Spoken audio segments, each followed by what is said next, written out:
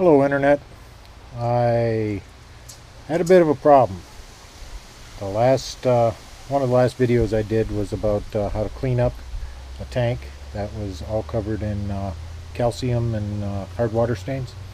Well, it turns out that that little tank ended up having, if you can see the crack there, the crack in the seal, ended up having a bad seal. So I have started to strip the old silicone out of this tank in order to show you folks how to reseal a tank. It's not that hard. It's a little tedious and time consuming. That's why I took the liberty of doing a whole bunch of it to start with, so that you folks would not have to sit here and watch me do this from the scratch. But as you can see, that's all the old silicone that needed to be stripped out of there. And I still have a little bit over here left to do. And I'm going to show you. I've probably gone through 9 or 10 razor blades so far. But we got a brand new razor blade and we got a tank that needs to be fixed. So if we use a nice sharp razor blade, brand new razor blade, we can just get in here and cut right down through. I've already done the top. And just scrape it right up. You see, if we just pull on it, it breaks. But if we cut it out, it comes out nice and easy. So what we're going to do is we're going to cut it out. And don't fret if you leave a little bit of silicone behind, because we can clean that up pretty easily with our handy dandy little razor blade. I bought razor blades by the 50 count so that I would not run out. 50 razor blades cost me approximately $5. But if you slide that razor blade right in there, and it's starting to get sticky on me, and it starts to fight you. When the razor blade starts to fight you while you're trying to cut silicone, it's time to get a new razor blade. So that was a brand new razor blade.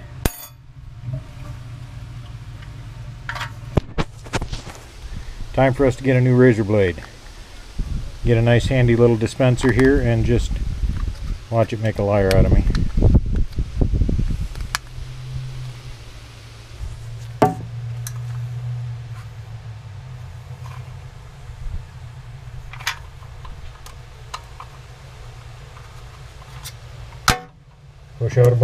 Push out a brand new razor blade and we'll get busy again.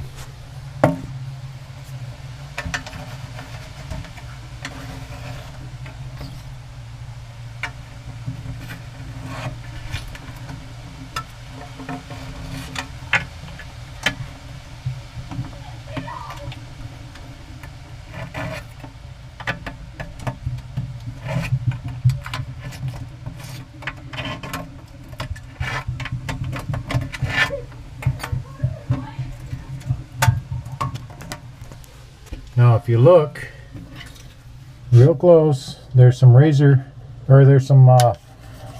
silicone left deep in that corner.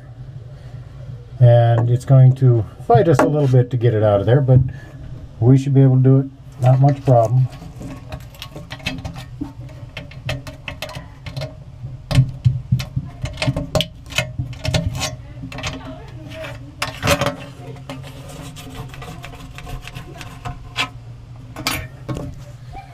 Now, if there's any residual of the silicone left on the glass, the new silicone will not stick and we'll end up with another leak. And unfortunately, we couldn't just fix that one little spot. We have to fix the entire, strip all of the silicone out of the entire aquarium, or we're going to end up with a major leak. Kids are out here playing while I'm working on this. Now, see how nice and easy that comes out of there? But like I said, you can't use an old razor blade and you're going to go through a whole lot of razor blades. I used to cut a lot of carpet with a razor blade before it wore out. And stripping this silicone off of glass, I go through a lot of razor blades, so it's not that big a deal. They're cheap.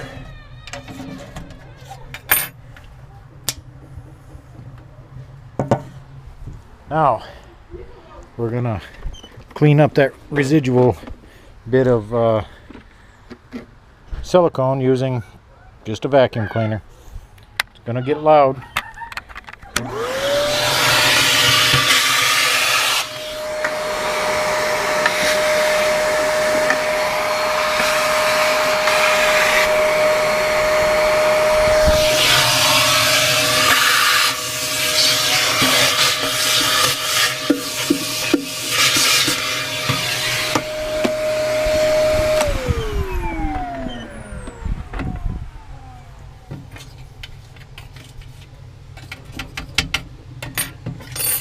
Now that we're done stripping the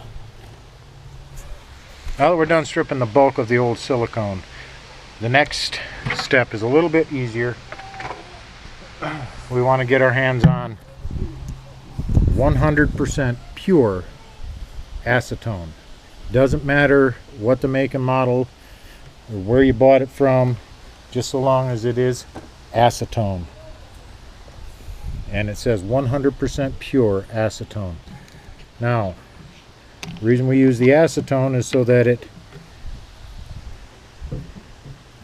cleans up all of the residual silicone, so that we will have a really, really good seal. You come through, spread a little acetone on it, and scrape with a fairly new razor blade.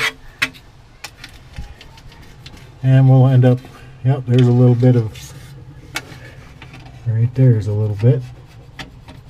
And if you can't see it, run your finger over it. And you'll be able to feel where it's at with your fingertip. Your fingertips are very sensitive, and you should be able to find any of that residual silicone. See how it's balling up here into little tiny balls? That's because of the acetone. See it on the edge of the razor there? See if I can get it so you can see it there. That little tiny bit of silicone could cause a failure in the seal, and that's what we're trying to avoid here by using the acetone. Now we clean up this edge nice with our acetone. I've already done all of the other edges, all the other corners. Now what we're going to do is we're going to take some painter's tape, and we're going to mask off where we don't want silicone.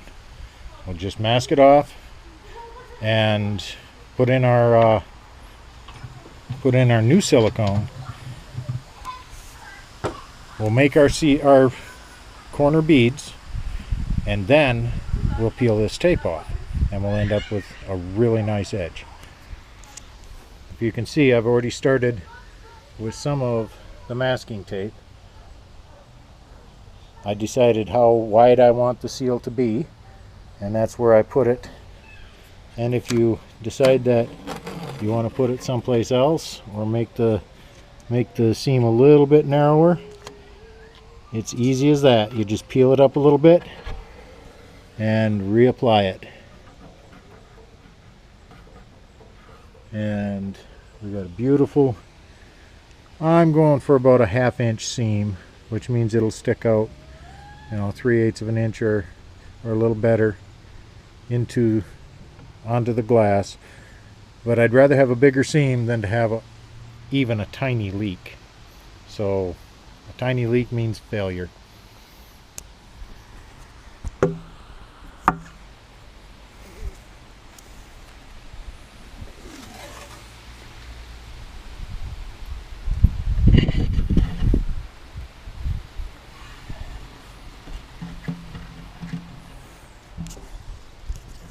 Oh boy, the kids left the puppy out. Come on, little one. Let's get up into the house. Can you get up there? Good girl. Such a good girl. Let's open the door for you. There you go. Go on inside. Sorry about that. A little cuteness never hurt nobody. And here we go. I'm going to start with taping.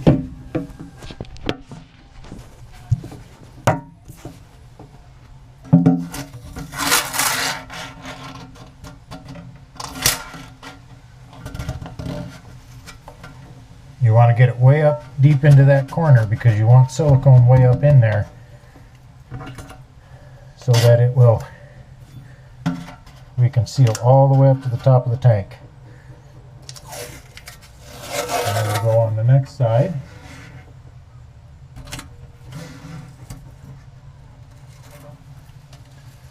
It's not, just remember, this is not rocket science. All we want to do is make sure that our water stays where we put it when we put it there, instead of leaking out all over the floor and getting our significant others mad at us for making a mess. I cut the tape with a razor blade so that it makes a nice sharp corner, but some people are good enough they can just tear it. I'm not one of those people.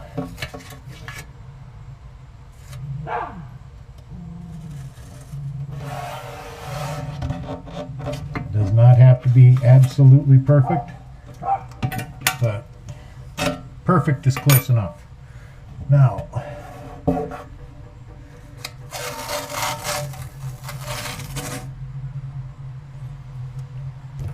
what I do when I'm going to do this bottom stripe is I will measure it on the outside of the aquarium so that I've got it the length that I want it. It's a lot easier to do it outside of the aquarium than to do it inside the aquarium. That will give you all kinds of fits and you'll sit there and spit and sputter at yourself forever. But then I go on the inside after it's all measured out and cut, and I will apply the tape on the inside of the aquarium. If you pull it tight when you first adhere both ends, it'll be a lot less fight for you to get it measured up perfect and in place where it needs to be. Now I'm going to measure another piece on the outside of the aquarium here for the other side. Some people will actually mask off the very bottom of the aquarium too, the floor of the aquarium. That's important if you're going to have a bare bottom aquarium, but I'm not a fan of bare bottom aquariums except in my nursery tanks. This one will probably be one of my nursery tanks, but I'm not at all concerned about the looks of the seam in the bottom. All I care about is whether or not it holds water properly. But this may end up being one of my grow out tanks, so I'm thinking I'm just going to not mask the bottom of the aquarium. I'm just going to mask off the sides, and this will end up more than likely being an undergravel filter in this tank. This is Charlie from Charlie's Angelfish back at you here. Had a little problem with a SD card being too full, so had to take a minute out and swap out SD cards. Back to our tutorial on how to reseal a fish tank. As you can see, I took the liberty of finishing up all of the tape for our seams, and I finished cleaning up the inside. I did not tape the bottom, which there would have been a piece of tape right here to make a nice clean seam on the bottom.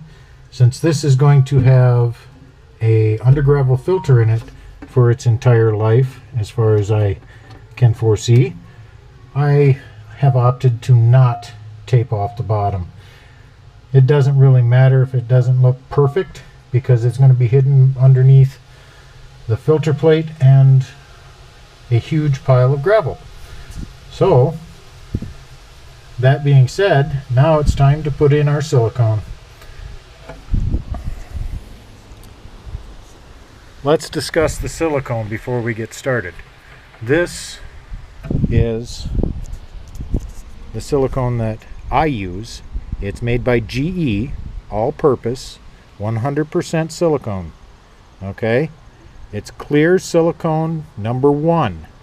I buy this at Home Depot. It's very cheap, not very expensive at all. It's weatherproof, lifetime guarantee. It on the back does say that it is not safe for aquariums, but I'm going to tell you right now, it is safe for aquariums. They just put that on there so that their liability is at a minimum. This, however, this type of silicone, see it says silicone 100% clear. This says silicone 2. This has it's guaranteed for 7 years to be mold free. Okay, as far as I'm concerned, that has an additive in it that makes it mold free, so it's not 100% silicone. They say right there on the front, 7 years mold free, product protection, fights bacteria and fungus. It means something's got to be in there, so it's not 100% silicone. You want to steer clear of any that say mold free, product protection, blah blah blah. That just means that there's all kinds of other junk in it. This right here, the GE clear silicone 1, all-purpose, waterproof, never cracks, shrinks, breaks down, or washes away. It's weatherproof, sunproof, freeze-proof, and flexible. That flexible right there is very important. Okay, you got to make sure that you get flexible silicone. If not, your tank may bust. That could lead to catastrophic failure, water all over the floor, mad wives, mad husbands, that kind of thing. Especially, you know, if you get it all over their nice carpets. But I've already started this tube here. Just a simple razor blade cut at an angle so that we can dole out our silicone in an even bead. And let me tell you, there is no substitute for having a really nice caulking gun. See this one? This is made by HDX. I picked it up at Home Depot for not all that much money. And having the right tool for the job is usually an awesome thing.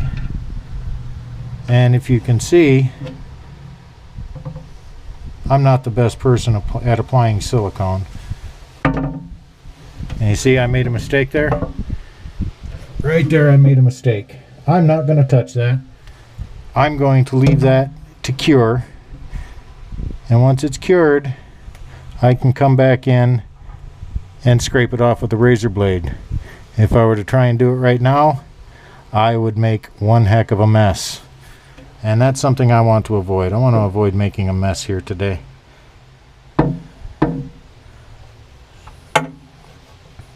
And we're going to put some silicone right down there. A little bit too much, but we can feather that out as we go. There. Now we'll start down here with some more silicone. You should be able to get, this is a 29-gallon high, like we discussed before. You should be able to get the entire tank done with one small tube of silicone. It's not going to be, unless you've way overdone it on the silicone, you should be real easy to get this done with one tube of silicone. There, I did the well, I haven't done the whole bottom yet. And time is a little bit of the essence here, because this stuff will set up on us if we're not fast enough. Okay, now I'm going to go right up the sides, and this is where we want things to be a little prettier. So we want to make sure that we don't make too many globular mistakes.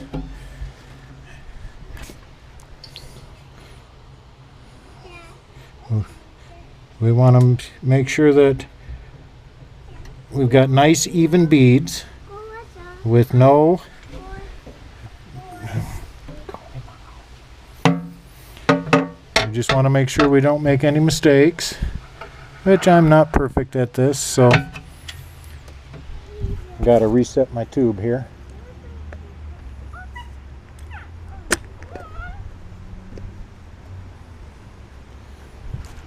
Sorry about that. I made a bit of a mess, but really doesn't matter as long as we get the silicone where we want it to go. And I made another little mistake on the side there. Like I said, I'm not perfect at this, but I'll set down the camera. Maybe I'll do a better job.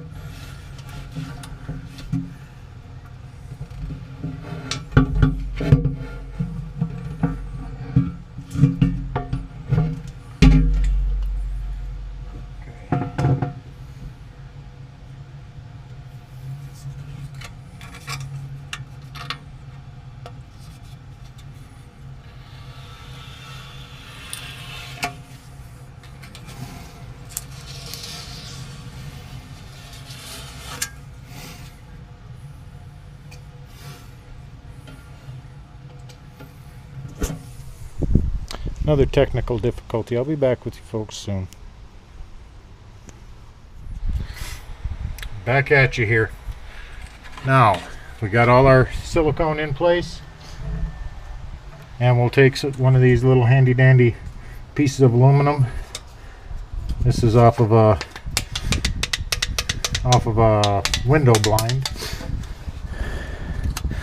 and we'll just smear our silicone into the corners. See how nice and neat that looks? You can make more than one pass if you need to. Just makes it look nice and neat. You don't have to have real expensive tools to do this job. And some of this silicone isn't even going to go out as far as the tape is. See that? Looks real nice and neat. Looks like I might have known something about what I'm doing here. And down here we got this one coming along just nicely. And see what I mean? I make mistakes. I'm not perfect, no matter what I tell you. And sometimes you can't believe a word I say, and other times, well, see how it's spreading out here as I go up, making a nice even little bead. Got this bead down in the corner. We're going to fix that up, make it look pretty. And the drag around the corner here.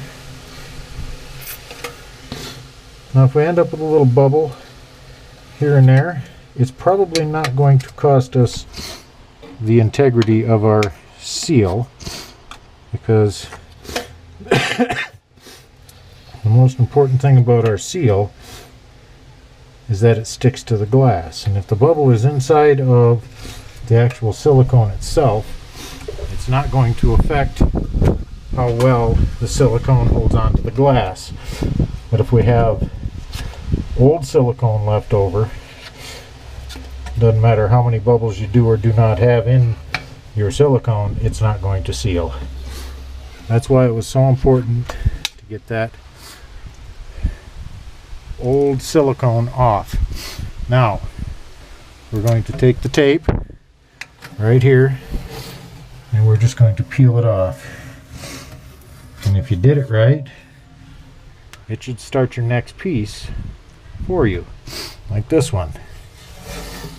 Watch that. Oh, that one didn't start the new one for me, but I did start up here just like that. We peel all the old, peel the tape off, and any mistakes we made, we can clean them up a little later. The most important thing is to get this tape off so it's not stuck in the silicone when we go to our next step. Our next step is to allow it to cure. And I like to leave it to cure for several days. Probably leave it here for probably about a week. Now, if you're in a hurry and you're waiting on this tank because this is the only tank you got and it sprung a leak and you're doing an emergency reseal, 72 hours in a bucket is not going to hurt your fish. Putting your fish back in your tank too soon before the silicone is fully cured could cost you your fish. So please, please, please, please be patient and allow it to cure. Like I said, this will sit for probably a week. I'm kicking it, trying to keep myself from rushing too much because I want to give you guys another tutorial on how to set up an under gravel filter, which will be this tank here. Remember how nasty, filthy, rotten, dirty this was when I started cleaning it? Well, it's not nasty, filthy, rotten, dirty anymore. It did have a leak in the seal, which was right there. We can see the old, right where my pinky fingernail is. You see a bubble in there. It goes from about here to about here. That was where our leak was. And as you can see, we have a brand new, beautiful seal right up over the top of it. Nice and squeegeed out. Beautiful seals all the way around. So now all we have to do is wait. And like I said, 3 days minimum for curing. I do 3-4 days cure and then I fill it with water and check it for leaks again. If it leaks again, we got to start over, start from scratch. But that is the end of the tutorial on how to reseal a fish tank, and I will have this up and ready for anybody to look at as soon as I possibly can. If you have any questions or comments or suggestions on how to make this easier, leave them in the doobly-doo down below and I will look at them. Don't forget to like this video and share it with your buddies. If you haven't already subscribed, I would sure appreciate it, and we'll see you guys later. Bye.